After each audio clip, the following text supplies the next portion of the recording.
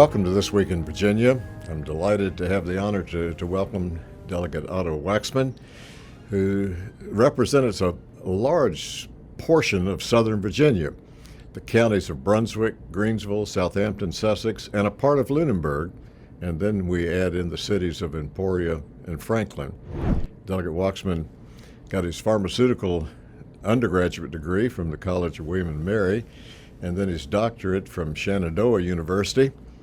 Did some teaching in pharmacy at Shenandoah University. He's been a pharmacist for 30 plus years, a former owner of Stony Creek Pharmacy in Stony Creek, Virginia. And with all of that, Delegate Wachsmann, why did you run for the House of Delegates? That's a good question. Actually, if I could correct the one of the things, and also wanted to thank you for the opportunity to come here and speak with you today. I did 2 years at William & Mary to get my pre-pharmacy, received my bachelor of pharmacy from MCV, graduated there in 1986 when I started practice, and then later I was on faculty at Shenandoah University, and while there I got my doctor of pharmacy is there. But I think your question is what got me into this. Right. I really sort of grew up into it. I am very much one for community service and doing things for the community. I grew up in a very small town of Stony Creek. Last census I looked at, the town's population had declined down to 180 people. My father ran the community pharmacy there. He bought it when I was about a year old. We moved to Stony Creek, which was where he was from. He worked for a gentleman in Suffolk for about a year before he had the opportunity to buy his hometown store out. Dad got to town right after the deadline to get names on the ballot for the town council. They encouraged him to run on a write-in vote, and he actually got the most votes that year as a write-in candidate for town council. He served as mayor of the town for about 30 years. Finally, he sold the house that I grew up in, and when he was remarried after the loss of my mom, and moved out into the countryside at her house. And part of that discussion was, humorously enough, so then they couldn't ask him to be mayor of the town anymore. Yes. I had the great fortune to, while I was in pharmacy school, doing a legislative rotation with Delegate Harvey Morgan, who was also a pharmacist delegate out of Gloucester, really desired that to pursue that experience. You mentioned earlier that I owned Stony Creek Pharmacy for a while. People had tried to get me to run for the Board of Supervisors for quite a number of years, but I had learned growing up in a small community like Stony Creek, it was difficult to get politically involved on the local level and retain all of your customer base. And it was just too important for me to run the risk of losing the opportunity of serving the people in the county with the pharmacy. Well, I'm delighted that you mentioned Delegate Harvey Morgan. Back in the day when I began, he was certainly one of the people I really enjoyed working with, and was delighted to see him at the Commonwealth Prayer Breakfast at the beginning of the session this year. So it's good to know that he was, I guess, in some degree, probably a mentor who got Very you. much so. Harvey, like myself, were also both past presidents of the State Pharmacy Association.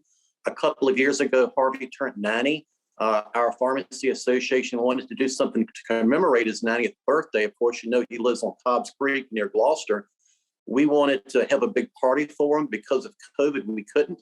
So about 18 of us arranged to drive our cars to Cobbs Creek, decorate them in one of the church parking lots, and we did a drive-by parade in Harvey's driveway, 2 cars at a time. It was absolutely marvelous.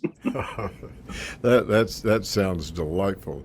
Now, people back home in Sussex County and throughout the district know, but let's tell the folks around the Commonwealth, you ran in 2019.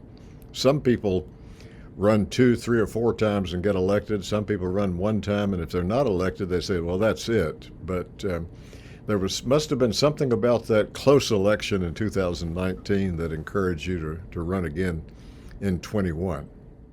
I had been following my clinic for quite a while and kind of came to realize that the mood had settled here around here. Working in the pharmacy behind the counter every day, I sensed a lot of decline in the spirit of customers coming in the store and people in the community. The person that I ran against and eventually was victorious against, she had been in office for 16 years. The 75th district is at that time extremely Democratic. We've gone back and looked at the previous people that have held the seat that represents the 75th district, and we believe that I'm the first Republican ever to take this seat. It has been a very Democratic. That's changed a little bit now, but we got within 2% in 2019. Really did not get the opportunity to seriously run until right at the last minute, and to make up that much run in that short a period of time, we knew that we had to run again this time. Well, I'm sure that was an encouragement because it was a close race. I looked back at the numbers. It was very close in 19, and then you won by a more comfortable margin in 21. Came out on the it was a 2% loss in 2019, and we got it by 5% this past year. That was a great night for us, and as well as Virginia. Yes. Well, tell our viewers some that they don't know, but again, like I say, people back in the 75th know about legislation that you worked on, committees you serve on. Jump in on either one of those subjects, either the committees or the legislation. Okay. As a first-time delegate, and I believe that that's kind of the focus of the series that you're doing, it was a real learning experience for me. I was fortunate to have some experience sort of as a part-time volunteer at LA for Harvey, but that was, 30, 40 years ago. I really did not fully appreciate the amount of work that goes into committees. I did get 3 committee assignments: health, welfare, and institutions, which is near and dear to my heart as a pharmacist. I believe that I really add some value to that committee, particularly as I get more experience on it and can gain more influence. Cities, counties, and towns, something that I didn't know a lot about other than kind of following my father was doing as mayor of the town. That's been really exciting. In that committee, the town of Ivor wanted to get the ability to run golf carts on town streets. Ivor doesn't have a police department, so there's a requirement in the Code of Virginia that they get an exemption from the General Assembly. So we offered, I think it was House Bill 88, and got that through the legislator. Governor Youngkin signed it. So now the town can move forward with getting golf carts in Ivor, which is a very small rural town inside Hampton County that I represent, primarily to let the grandparents and parents ride golf carts to the center of town to watch their kids and grandkids play baseball and softball, which is something that they wanted to do. The third committee that I got assigned to was privileges and elections. Both Senator Bill Stanley and the Senate side, and I put in the House side, Senate House Bill 205, which was one of the few election integrity bills that went out this year. Some people may be aware that Zuckerberg was credited with putting in $350 million to the presidential elections last time. 30 some localities in Virginia received some of those funds.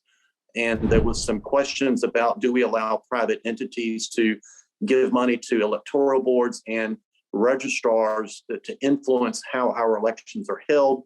We feel very strongly that the state needs to control that process. So I think it was Senate Bill 80 from Senator Stanley and 205 House Bill from me. We were successful in getting that through. And actually, Congressman Tenney in New York recently did a press release crediting us for working in Virginia to close that loophole so we can control that funds. The other thing near and dear to my heart is pharmacy and healthcare in rural areas. The Rural Healthcare Association came to me about patroning a bill to protect the prescriptions that the federally qualified healthcare centers through their pharmacies dispense. Some of the insurance companies were beginning to offer contracts where they would pay less for their prescriptions than regular retail prescriptions. And I was able to patron that. That was signed into law. To me, that's really important because it keeps that revenue stream coming into some of those rural healthcare centers, particularly in medically underserved areas like the ones in my district, and keeps some of those pharmacies in those communities as well too. So that was pretty much my legislation for this year. Well, and successes too. And oftentimes, even if you're in the majority, and particularly if you're in the minority, on the freshman year, it's kind of difficult and challenging to get bills through. But you certainly had some ones that picked up steam, and you were able to get them passed. And I guess partnering with Senator Stanley on some of those, and his working on the Senate side was certainly a help to both of you that you were working Yes, sir. on those. Building those relationships are extremely important. And I think I only put in 4 bills, but I got 3 of them through. So we're going to credit ourselves with a 75% approval rate, which I think got us number 9 on the list of 140 delegates and senators. So we're happy with that. We won't mention that we only put in 4, but we got 75% through. That's our story, and we'll keep with it. Yeah, right, and that certainly is a good story to tell. Let me ask you. You certainly coming from a political family, from your father's involvement in local government, from your connection, however short it was, with Delegate Harvey Morgan. I'm still interested in knowing what were some of your biggest surprises that you discovered when the session began, and as the 60-day session went on, and we can talk about the special session too if you'd like. But what have been some of your biggest surprises that you've seen? Well, the 60-day session is termed the long session. The alternating years only 45 days. I was just taken back with how quickly 60 days go through. When you take that and basically cut it in half to less than 30 days, you've got to get all the bills through each chamber within that half session period of time, getting ready for crossover. When you look at probably, close to 2,000 bills in the House, just under 1,000 in the Senate, that is an awful lot of information to go through that really doesn't get filed fully until about the first week of session. So you don't have a lot of idea about a lot of these bills that are coming in. That is a wealth of information to go through. As a first-time delegate, I think, other than getting to know the members of the House, certainly you focus on getting to know those ones in your party first, and then start working on getting to know the ones across the aisle, which is so important. Later, you halfway through at crossover, you get to the hit with, oh no, now they've got to go through the Senate. I've got to make some relationships over there as well too. It really is about people. It's getting to know them, what motivates people, who's the right person to go to get some help. And I have to give a shout out to the staff at the General Assembly. Every person that I've met with, staff members from the clerk's office to even the tour guides in the Capitol building, they are so friendly. I've never really worked in a place that you could tell everybody fully loves their job. You really get a sense that they are there to help you be as successful as you possibly can. So getting to know all of those players and then throw in about 150 lobbyists, it is a lot of people to get to know. And it's really a fascinating and exciting place to work. The history associated with just the Capitol building itself is absolutely amazing.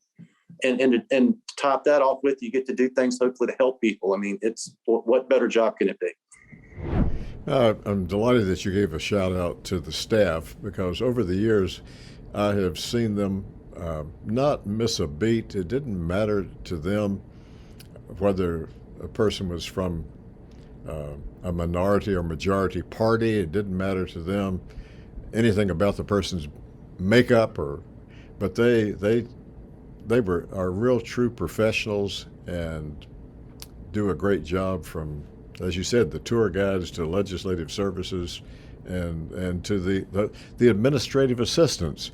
If someone came to see you during the session, they're somewhat the gatekeepers. And they very much are. And, so many people wanted to meet the delegate, but we can't meet everybody because people forget that, we're in session basically from noon till about 2:30 every day. Most people think the rest of the time we've got, free time. We can have all these meetings, but we're in committee meetings. That's really where the majority of the work gets done. And I'm so blessed that I was able to get my legislative assistant, Will Pace, who had been with Charles Poindexter for quite a number of years. Your LA is really your right arm. They have a lot of the meetings with people and relay information that the delegate just simply doesn't have the availability to do. Just a shout out for anybody that's interested in contacting their legislator, or they go to Richmond and they may feel disappointed that they don't get the chance to meet with their delegate or senator that day. Meeting with that legislative aide is no slight by any means. That person is quite influential. And quite honestly, my LA knows more of the background scenes about how to get things through the system than I do right now, because he's got so much more experience. I will come up with him and say, hey, this constituent has this issue. Where's the best place for me to go to try to get this resolved? And the LA is like, this is the person, this is the liaison. This is, they are absolutely tremendous in assisting the delegates to get things through. Probably shouldn't say that because it's supposed to be a secret, so people think that the delegate is the be all, but the legislative assistants are so helpful in getting things done. I can't stress that enough. And some people don't really realize that legislators are part-timers, that it's a part-time position. I think many people think, well, that's all you do. That's all everyone does. And in many instances, it's those legislative assistants who really clock the hours throughout the year and spend a great deal of time in undergirding the work that legislators are doing. And certainly you were extremely fortunate, and some of the other newcomers were as well, in getting an LA who had been around a while and who knew the process. Some people come in and bring someone from home who is not really knowledgeable about the process, and so you have two people having to do the learning at the same time. So kudos to you for having someone who knew the process. You touched on the fact that so much of the work takes place in committees, and I'd like to give you a chance to amplify that a little bit, because sometimes people will ask you about this bill or that bill, and if the bill is not in one of your three committees, you maybe don't really focus on that bill initially until it moves along, either dies or moves in the process. So say a little bit more about how committees work. Well, it's true. In committees, we may meet 1 or 2 days a week, depending on if you're on a subcommittee for the committee. Generally, the subcommittee will meet. They'll kind of vet bills and move them forward to the full committee, or table them, and we'd like to say gently lay them on the table so it's not so painful to the sponsor. But then you may meet with the subcommittee, and then later that week you meet with the full committee. Each of those committee meetings, you may be looking at 15 to 20 bills on that docket. So in an hour and a half, 2 hour long meeting, you're really going through a lot of information quickly. And you've decided if it goes through the House floor. By the time it gets to the House floor, hopefully things have been worked out in the committee and subcommittee meetings. I mentioned something earlier about how fast things go through. Right. Sometimes they go through so fast and so quickly.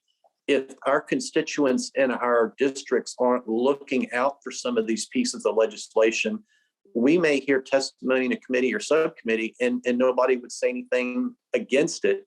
And then once it passes full committee to go to the House floor, then suddenly we've got groups saying, hey, you don't realize that this is going to impact this bill this way. And as a delegate, you're sitting, that's absolutely right. It may not be an area that I've got expertise in, so I wouldn't know that. And when we listen to the testimony, nobody brought that point up. So it's so important for constituents and groups to really look at this legislation so they can get us the information, particularly when it's in committee, so we can do the proper things by the bill instead of trying to correct it once it hits the House floor. And by then it's gone in. The point about keeping up with all of the other bills, looking at, say, if there's 20 bills in a committee and I'm on 3 committees, that's 60 bills that we're focused on in that week to get it moved forward. Delegates don't have the luxury of being able to sit down and read and review the other 180 bills that are going through the other committees that same week to really give those bills justice, which makes it so important that the committees do their job right. I mean, I can't look at 180 other bills when we know that 50 of those will never see the light of day at the House session. We just don't have the luxury of the time to focus on those types of things. Maybe another little secret that people really fully appreciate. Right.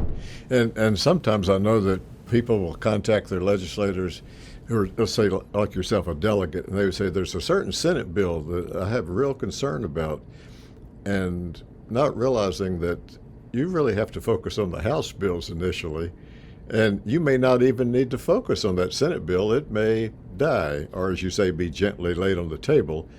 And but I think constituents often don't know that. You know, Delegate Wachsmann, one good thing that came out of what happened during the pandemic is that people can still testify virtually. And whether they're in Sussex County or one of your other counties, or in Emporia or Franklin or wherever they are, they can sign up to be available to speak in a committee without driving to Richmond and spending the day and waiting. And that's I'm in hopes that will continue. It certainly did this year, and we hope that would continue, because it helps people around the Commonwealth, whether they're from Accomack or Lee County or from one of the counties in your district, to be able to make a point, have a couple of minutes, short time, but to speak without coming to Richmond and then maybe finding out, well, the bill didn't even come up that day, so they got to come back to Richmond another day. So it works really well while we're sitting at the dais on our committee table, on that side of the table. When we're looking at in the audience, they've also got these big, large screen TVs that are attached to the ceilings that we can look up, and we can see the video of the person waiting in the queue, and they get to testify. We can watch them on the screen, and just like they're there in the room. It's exactly right. Time is money, and it allows people from all over the state, even possibly outside of the state, to give their expert testimony, which they only get about 2 minutes generally. Meanwhile, it may take them 6 hours to drive from far southwest Virginia to Richmond to testify for 2 minutes. The ability for them to do that virtually, I think, is a huge time saver and very efficient. Do you have folks asking you about this special session that began back in April 4th when the governor called you all to Richmond? Any comments that you'd choose to make about this special session? We're talking here approaching the middle of May, in a session that's been going on for well over a month. The bigger question I get is, aren't you still in session? A lot of people assume that when we went back to session that day in April, that we were called back into, a regular long session. Right. You mentioned part-time legislature. Legislative aides get paid quite a bit more than delegates do. I like the fact that Virginia's the part-time volunteer legislature. We get basically paid a stipend, but somebody like myself who's not extraordinarily wealthy, I still need to pay my bills, so I work. And it worked out that a pharmacy that I used to work in Waverly, they had a pharmacist that was going out on maternity leave. We were thinking about 2 weeks after I got out of session.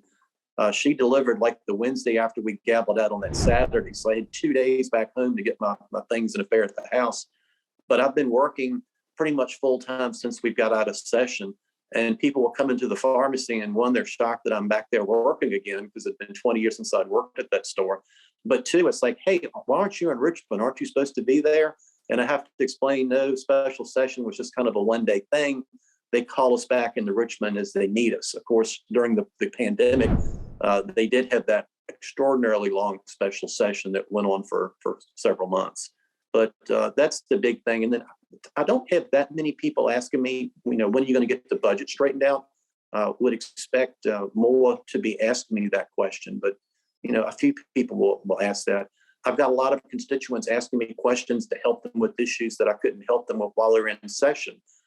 We've got some small businesses that are having some issues with some of the state agencies that they can't quite get around. So I'm working with them and working with the liaisons to those departments to get them what they need to keep their business running.